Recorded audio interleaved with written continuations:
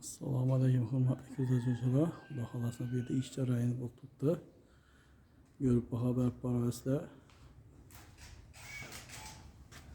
Allah xalası buradan Krasker'den çıkıp Karakya tiyarı tuttu yine.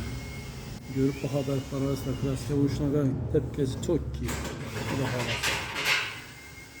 xalası. Haytik fasonundaki eşiklərimiz.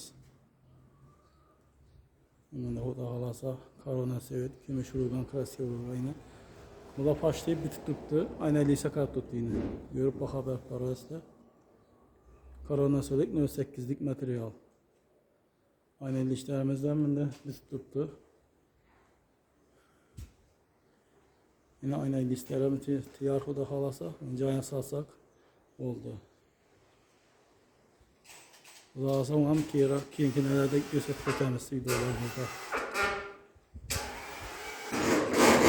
Yarma eşikimiz böyle yine. 4 yarma kapımız böyle. Yazın bir anda iki eşikimiz var. Bir haber parası belirlenen karakterler işçi rayını bol tuttu.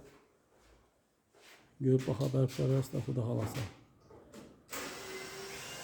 Ərzimə mehmanımızı qadılab bir like bas koş istə çıxmasın.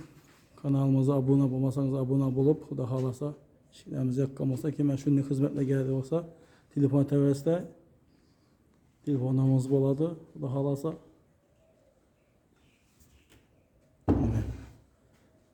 işlerimizi görüp bu haber parasına sizler için hizmetlerimiz bu da halasa her daim sıfatlı garantiyle işler gerek olsa geliştirilen narxda bu da halasa dötüp veririz.